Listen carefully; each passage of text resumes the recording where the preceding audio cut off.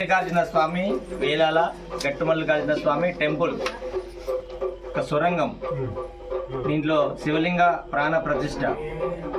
దీని వృత్తాంతం ఏమిటంటే, ద్వాపర యుగమున పంచపాండవులు కౌరవులతో జూజమాడి 12 ఏళ్ళు వనవాసం తిరగడం జరిగింది. ఈ సమయాన మహాశివరాత్రి సమయాన పంచపాండవులు ఈ పర్వతగిరికి రావడం జరిగింది. ఈ క్రమ్చీయ పర్వతంలో వాళ్ళు నిద్ర చేయడానికి, సేవ తీర్చుకోవడానికి పాండవుల దొరలని సొరంగం చేసుకొని అందులో నిద్రించి పూజలు చేసుకోవడానికి, సంధ్యావందనం చేసుకోవడానికి మనకి శివరాత్రి రోజు ఇక్కడ ఏమి లేదని ఈ సొరంగం తయారు చేసి, కొలని తయారు చేసి శివలింగం స్థాపన చేసిన పంచపాండవులు ఇక్కడ అభిషేకాలు, అర్చనలు చేసినారు. ఇది ద్వాపర యుగంలో ఉన్న దేవుడు పంచపాండవులు ప్రతిష్ఠ చేసిన పరమాత్ముడి తనొక్కడు. ఇక్కడ గొంతమ్మ కోనేరాన్ని వాళ్ళు దహం తీర్చుకున్న చిన్న కోనేరు పైన ఉంది.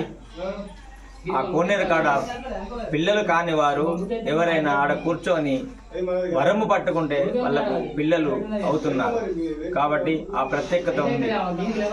ఈ సొరంగంలో కొలని ఎప్పుడైతే ఉందో, ఆ కొలనిలో నీళ్లు ఎప్పుడు ఆ ఉతకమంటాము 360 రోజులలో ఎప్పుడు ఆ గుండంలో నీరు ఉండనే ఉంటుంది.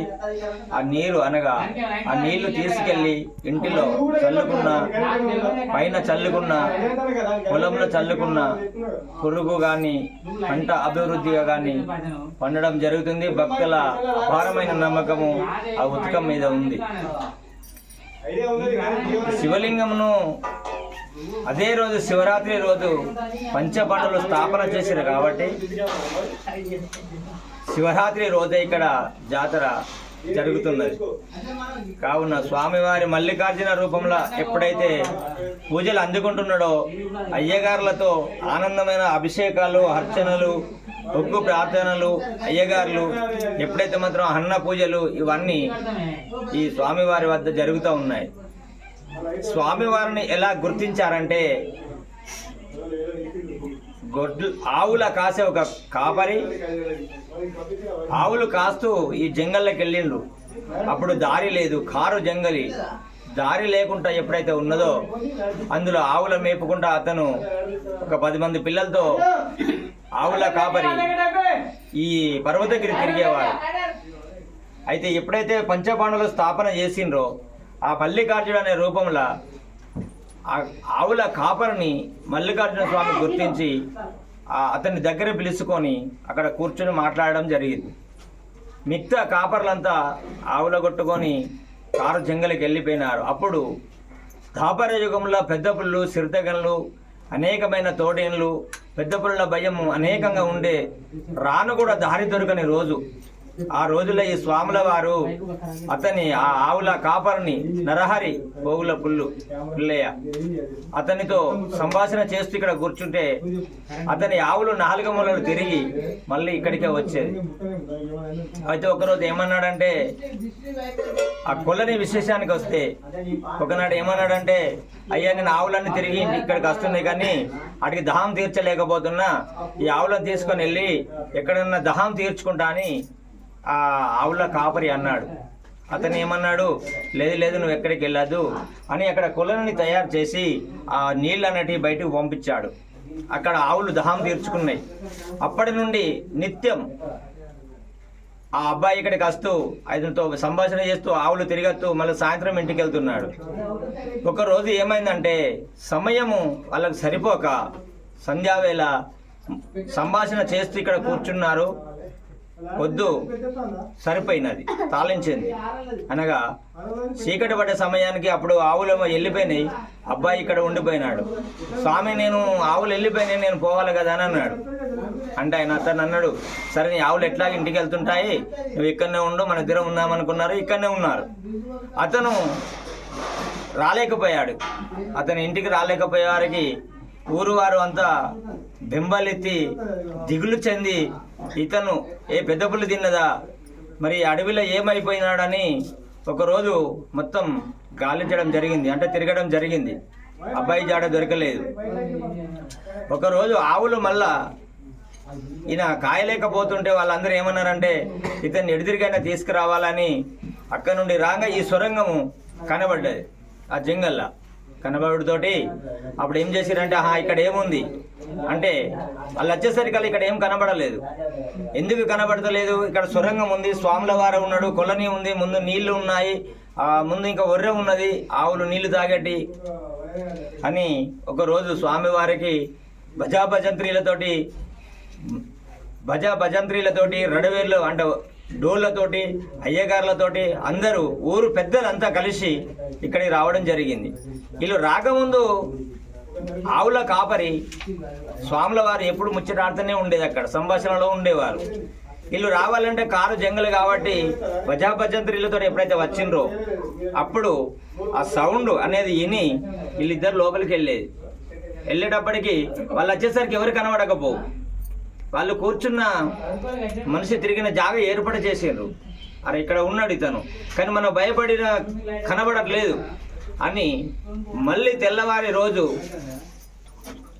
ఈ భజంత్రీలు వద్దని ఊరు పెద్దలంతా కలిసి స్వామివారిని ఎదుర్కోవడానికి వచ్చారు.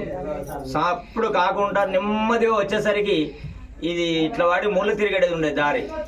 ఇప్పుడు స్టేట్ ఉంది కానీ మూల తిరుగుడు కాబట్టి ముందుకు వచ్చేదాకా మనిషి కనబడకపో. ఆ మూల తిరుగుడుతోటి అలా సప్పుడు ఈయని ఇల్లు లోపలికి వెళ్ళారు. ఈ ముందు వచ్చిన వాళ్ళకి కళ్ళల్లో కనబడ్డారు ఇద్దరు వ్యక్తులు.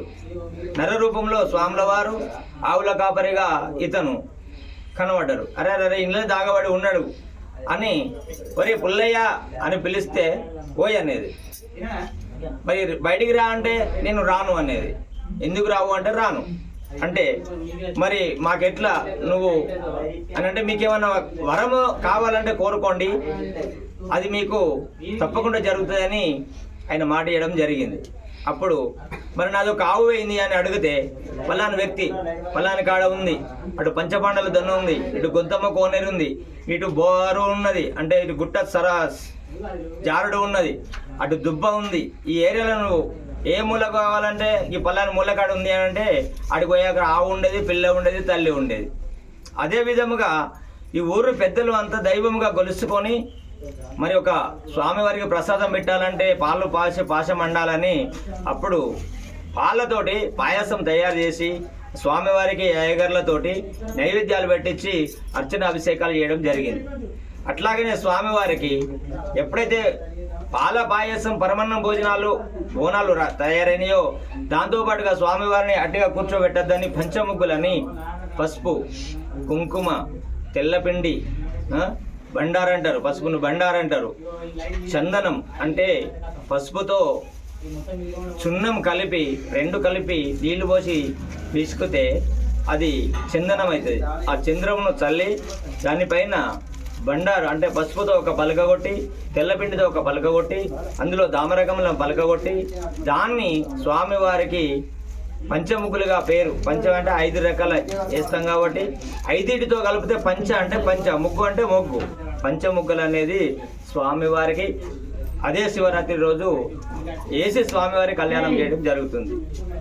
దినదినమనంగా ఈ అభివృద్ధి అన్నట్టు చెందుకుంటూ ఈ రోజు వరకు అనేకమైన దారులు ఎండోమెంట్ వారు కానీ మన ఫౌండర్ వాళ్ళు కానీ అనేకమైన దారులు చేసి గవర్నమెంట్ ముందుకొచ్చి స్వామివారికి అనేకమైన సేవలు, పోలీస్ డిపార్ట్మెంట్ వారు, ఎండోమెంట్ డిపార్ట్మెంట్ వారు, అనేక మంది కరెంటు వాళ్ళు, అనేకమైన మంది మాత్రం స్వామివారికి సహకరిస్తూ రహదారులు చేస్తూ తినదినం అనేది దరిదాపుగా నేను చిన్నపిల్ల అయినప్పటి నాకు ఒక రూపాయి 2 రూపాయలు అని తెలిసినప్పటి నుండి 60,000-70,000 రూపాయల జాతర నుండి ఈరోజు 20 లక్షల జాతర అయింది. అంత స్వామివారి మహాత్మ్యం అనేది ప్రజల్లోకి వెళ్ళింది. ఆ ప్రజలు ఎవరైతే కోరుకుంటున్నారో వారి అభివృద్ధి, వారి కోరికలు అభివృద్ధి చెందడంతో భగవంతుడు ఈరోజు స్వామివారి కూడా అభివృద్ధి చెందడానికి అనేకమైన మంది భక్తులు ముందుకొచ్చి అనేకమైన సేవలు కూడా చేస్తున్నారు, ఉచిత సేవలు. అంతకుముందు నీళ్ళ ప్రాబ్లం ఉండేది, ఈరోజు నీళ్లు కూడా దానం చేసుకునే వారు తయారైనారు. స్వామివారికి ఏ రూపంలో అయినా కానీ కానుకలు చెల్లించి స్వామివారిని గొప్పగా చేసుకుంటూ వాళ్ళ కోరికలు తీర్చుకుంటూ కొలువైన వారింట్లో కొంగు బంగార లింగమై వెలుస్తున్నాడు మా శ్రీ గట్టు మల్లికార్జున స్వామి. మొదటి పూజ మెట్టు ఎప్పుడైతే గ్రామస్తులంతా పూజలు చేయంగా ఈ స్వామివారి పూనకం అనేది మెట్టు వారి ఇంట్లో స్టార్ట్ అయింది. ఆ మెట్టువారు వచ్చి అక్కడ కచ్చిరి బండ ఉంది. ఈ కచ్చిరి బండ కాడ ఆ మెట్టువారు ఉంటే ఈ స్వామివారు అక్కడికి వెళ్ళి వాళ్ళకి దర్శనమిస్తే ఆయన ఎప్పుడైతే ఆ కచ్చిరి బండ కాడ కూర్చున్నాడో అదైతే 10 మందితో మాట్లాడడం జరిగితే 10 మంది కలిసి చేసిన రచ్చబండ అని ఈరోజు అంటారు. ఆ రోజుల్లో కచ్చిరి బండ అంటారు. ఏదున్న సమస్యలు ఆయనతో విన్నవించుకుంటే ఆ మొదటి పూజ అనేది ఆ మెట్టు దేవేందర్ వారింటికి వెళ్ళింది. ఆ కచ్చిరి బండ కాడ ఇతను కూర్చొని వాళ్ళకి ఎవరైతే ఉన్నారో వాళ్ళ సమస్యలు తీర్చేవాడు. ఆ భగవంతునికి స్వామివారికి ఎలాంటి భక్తులు ఏ రూపంలో కోరుకున్నారో ఆ రూపంలో వరహాలిస్తూ స్వామి కొలుచుకున్న వారిలో కొంగున బంగార లింగమై కొలువుదీరిండు. మా అయ్యగారులు కూడా ఈరోజు ఆనందమైన సేవలు చేస్తున్నారు. ఎంతో భగవంతుణ్ణి లాలించుతున్నారు. సాయంత్రం ఇలా అనేకమైన పూజలు, సంధ్యావందనాలు, ఎన్ని విధములైతే భగవంతుడికి కోరికలు ఉన్నాయో అన్ని విధముల చేయడం జరుగుతుంది. శ్రీ మల్లికార్జున స్వామి అంటే గట్టు మల్లికార్జున స్వామి జీవిత చరిత్ర.